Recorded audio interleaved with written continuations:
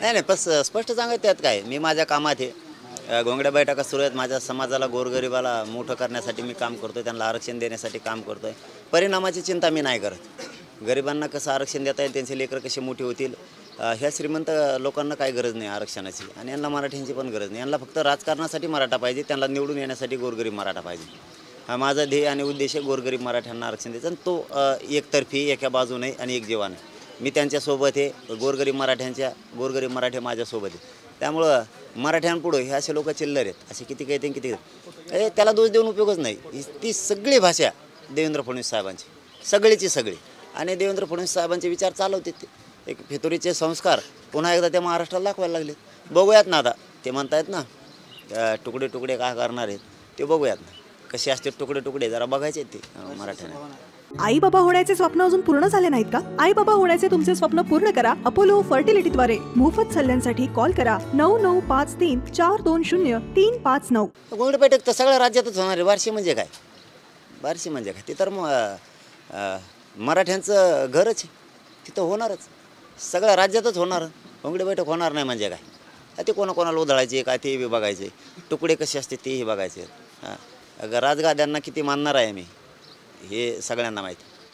उदयनराजे महाराजांना माहिती आहे, कल्पनाराजे मासाहेबांना माहिती आहे, छत्रपती संभाजीराजे शाहूराजे महाराजांनाही माहिती आहे, शिवेंद्रराजे साहेबांनाही माहिती आहे. मी गाद्यांना किती मानतो हे मला माहिती. जिजाऊंची इकडं लखुजीराजे जाधवांची गादी आहे, शिवाजीराजे जाधव त्यांनाही माहिती आहे, मी सगळ्यांना माहिती मी किती मानतो. यासले कोणी सांगितले नाही, ते काहीच नाही. आता इथून मागं कोणाला जुळलं नाही. मराठ्यांचे आणि ओबीसीचे वाद व्हावेत, सगळ्यांचे हात टेकले झाले नाहीत, दंगली काढायचे होते ते झाले नाहीत. आता हे मराठ्यात दंगली करून आणायचं हे देवेंद्र फडणवीसचं काम आहे, आणि देवेंद्र फडणवीसचं स्वप्न मी कधीच पूर्ण नाही होऊ देणार. ते बाकीचे मस्ती काय असेल ना ते सगळं बघतो मी, माझा समाज बी बघतो, आम्ही बघतो ते.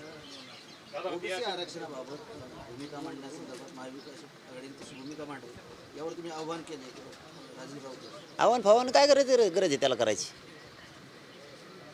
त्यांचं म्हणणं आहे ना की महाविकास आघाडीकडून लिहून घ्या, ते ओबीसीतून आरक्षण देणार आहेत का, असं लिहून घेणार आहेत ते, घ्या म्हणतात आम्हाला त्यांच्याकडून. एक तर आमचा त्यांचा काही संबंध नाही, तरी ठीक आहे चला, तुम्ही म्हणताय ना स्वीकारलं. तुम्ही एक काम करा आधी, कारण सत्ता तुम्ही मालक तुमचा आहे देवेंद्र फडणवीस, तुम्ही एक काम करा त्यांच्याकडून लिहून घ्या, ओबीसीतून मराठ्याला आरक्षण देणार आहेत ती घालून ती कागद दाखवा आम्हाला, मराठी घेते त्यांच्याकडून लिहून, आणि यांनी नाही दिल्यावर यांना कसं आडवं तिडवं करतात मराठी ते बघा. चल गे लिहून त्यांच्याकडून.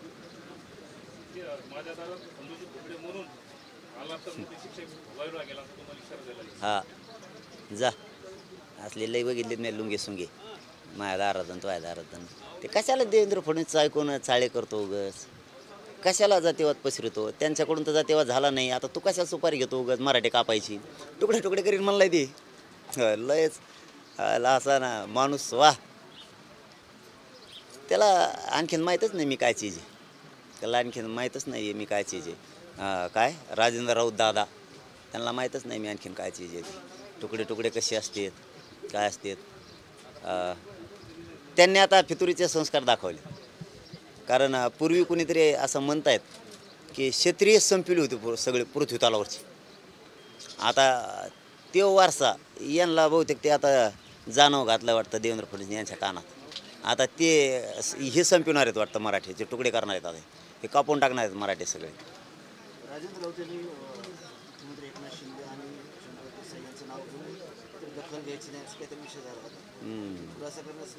नाही, मुख्यमंत्री साहेबांचं नाव खराब करायला आहे शिंदे साहेबाचं, त्यांनी ते क्लिअर करायला पाहिजे. कारण त्यांनी सांगताना सांगितलं आहे की शिंदे साहेब मला असं म्हणले की जाऊ नको इकडं आंतरवालीकडं, असं त्याचं म्हणणं आहे. तिकडं जाऊ नको, काय द्यायचं आहे त्यांना, काय द्यायचं मराठ्याला, असं तसं ते आता क्लिअर हीच आहे त्याच्यातली पत्रकार परिषद. मी थोडं म्हणतो शिंदे साहेबांनी त्याच्यावरती सांगायला पाहिजे म्हणलेत का नाहीत, कारण मराठा समाज त्यांच्या उत्तराची वाट बघतोय आता शिंदे साहेबाच्या, की ते म्हणलेत का.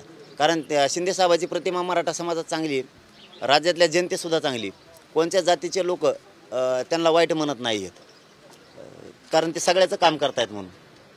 आणि मराठा समाजात मी बोलताना हमेशा सांगतो की आरक्षण हे शिंदे साहेबच देऊ शकतात, इतकी त्यांच्याविषयी चांगली प्रतिमा समाजात. आता याने तसं सांगितलं आहे तर त्याचं उत्तर तर शिंदे साहेबांनी आणि शंभूराज साहेबांनी द्यायलाच पाहिजे. कारण मराठ्याला ते जाणून घ्यायचं आहे आता. कारण सामान्य मराठा किती फूट पाडली फडणवीस साहेबांनी तरी एका बाजून राहणार आहे. किती पण असे किती आमदार उठवा आतापर्यंत लई उठवलेत. आता याच्या खांद्यावर जबाबदारी दिली. खुनं करायची, मारून टाकायची, तुकडे तुकडे करायची. सैनिक हे म्हणतो, शिवरायांच्या काळातले सैनिक होते म्हणे आम्ही. आता असे सैनिक जर मराठीच कापायला निघाले देवेंद्र फडणवीस साहेबाचं ऐकून, त्याला दोष द्यायचाच नाही. मला असं वाटतं की सगळी भाषा देवेंद्र फडणवीस साहेबाची, सगळी टोटल देवेंद्र फडणवीस साहेबाला कुंकडच जुळलं नाही. आता पुरी ताकद त्याला दिली आणि त्याच्या हातातून आता दंगली काढायच्या मराठी. कारण हे श्रीमंत मराठ्यांना गरजच नाही आहे, गरीब मराठ्यांची फक्त निवडून येण्यापुरती. त्यामुळे गरीब मराठा सगळ्या एका बाजूने, कारण मी गरिबासाठी काम करतो. मी कधीच गरीब मराठ्याला उघडं पडू दिलं नाही आणि गरीब मराठ्याने मला कधीच उघडं पडू दिलं नाही. आता हे श्रीमंत मराठ्यांनी एक टोळी तयार केली. काय वाईट करतो मी? गरीब मोठे होऊ नये असं वाटतंय की यांना वाटतंय की मोठं होत नाही. ते चॅलेंज फिलेंज मला नाही सांगायचे आणि ते त्यालाही चांगलं माहिती मी किती विचित्र प्राणी आहे म्हणून. हां, प्रेस घेतली, त्यानंतर मराठा समाज भाषेचा आहे, हजारोच्या संख्येने इथं आला. बोलताना म्हणले राजेश राऊतपेक्षा सोपं. नाही, म्हणण्याचा अर्थ काय आहे की माझा की यांनी काही घराणे सांगितले होते, त्यावर आम्हाला असं वाटलं ते सोपान का कोण आहेत त्यांचे. हां, काही घराणे सांगितले होते. अरे म्हणलं जाऊ द्यावा, त्रास दिसतोय प्रचंड त्यांचा तिथं. आम्ही पूर्वी ते भाषणातून असंच आडू बोलले होते त्या फडणवीसची बाजू घेऊन. त्याच्यामुळं म्हणलं जरा थोडी नाराजी कमी करू आणि ते मध्यस्थी करत होते. आता असं वाटायला लागलं की ते बरं ना, हे आपला असून फितुरीचे संस्कार जर याच्या डोक्यात त्या फडणवीस साहेबांमुळे घुसलेत आणि मराठ्यांना जर हे तुकडे करायला निघालाय, त्यापेक्षा तो बरा ना, ते सोपान ती बरा ना. कमीत कमी जे मराठ्यांच्या विचाराचे ओबीसी ते चांगले ना. विचाराचे नाहीत त्यांना तर बघूच आम्ही, पण विचाराचे आहेत ना ते मराठी, ते ओबीसीचे ते चांगलाच नाही तर कशावर मग. आता हे जर माणसं कापायला निघालाय, देवेंद्र फडणवीस काही दिलं असेल किंवा काही आम्हीच दाखवलं असेल. धनगरांचं आंदोलन फोडलं तसं, परत मुस्लिमांचं असं केलेलं आहे त्यांनी तसं. म्हणजे ह्या असल्या गोष्टीमुळं आता येऊ उतरेलं आहे. बाकीचे तर संपले, सगळे संपले. म्हणजे काय ते सोयीनुसार बोलतात. आता याच्या डोक्यात काय निवडून येणं, मराठा समाजाला आरक्षण मिळणं नाहीच, याच्या डोक्यात सरळ सरळ राजकारण. त्यामुळे त्यांनी काय शिकावं आम्हाला आणि त्याला चांगलं माहिती आहे. ती वेळ आल्यावर बघू. मी आज उत्तर देत नाही, ती वेळ आल्यावर बघू. अरे बाबा, मी आत्ताच सांगितलं ना, मी राजगादीला किती मानतो. उदयनराजे महाराजांनाही माहिती, कल्पनाराजे मासाहेबांनाही माहिती, छत्रपती संभाजीराजांनाही माहिती, शाहूराजांनाही माहिती मी किती मानतोय. आणि शिवेंद्रराजे साहेबांनाही माहिती मी गादीला किती मानतो.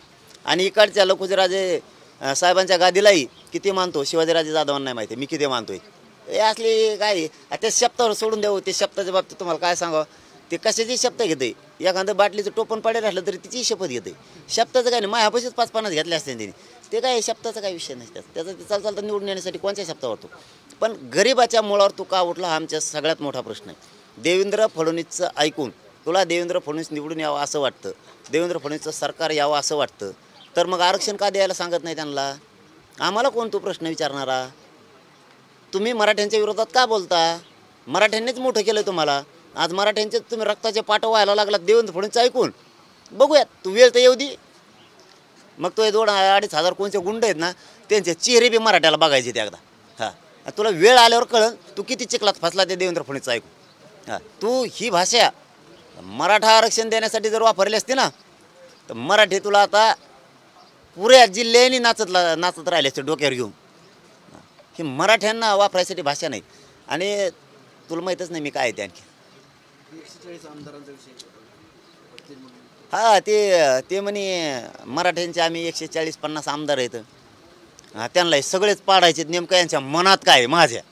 आता मी सगळे मराठी आमदार पाडितोय असं त्याचं म्हणणं आहे.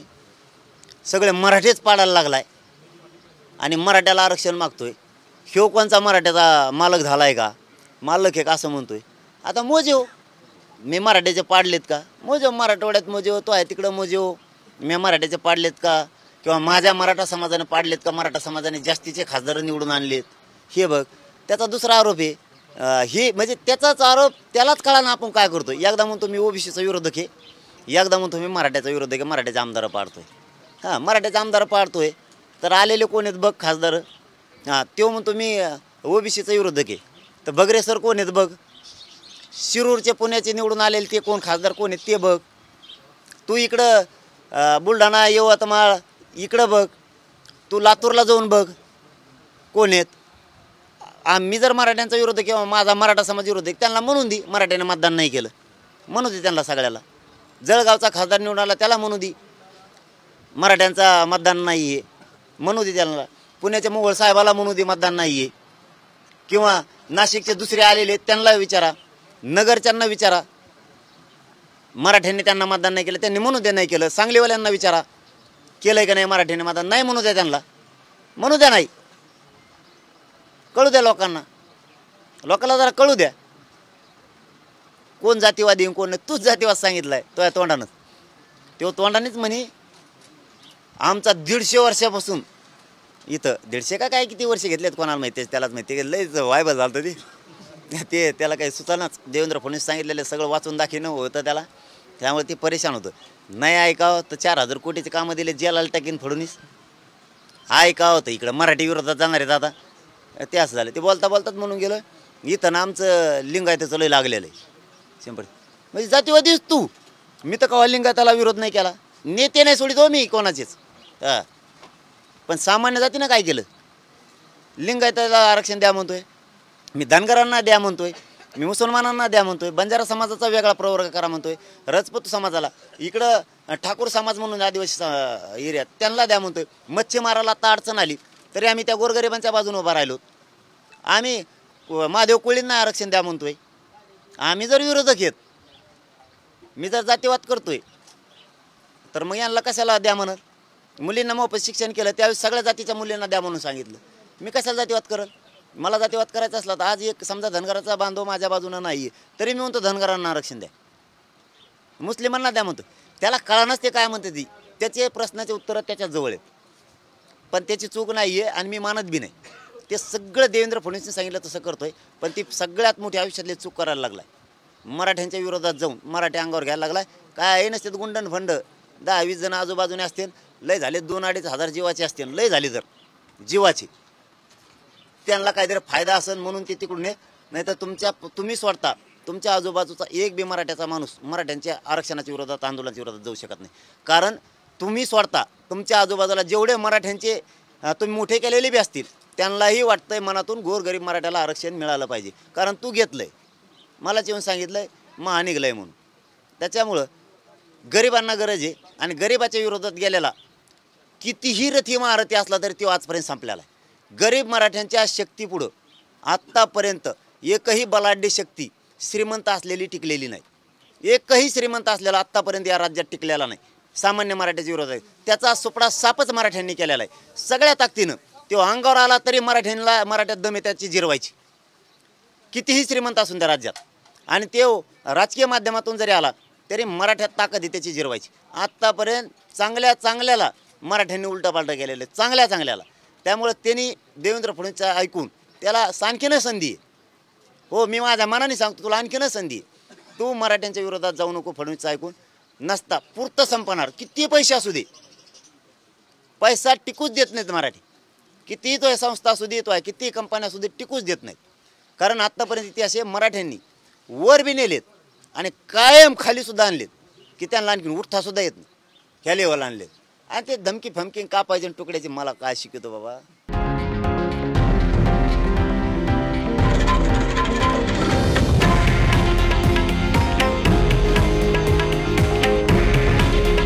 हे आहे देशातील नंबर 1 न्यूज नेटवर्क आणि आपण पाहत आहात TV9 मराठी.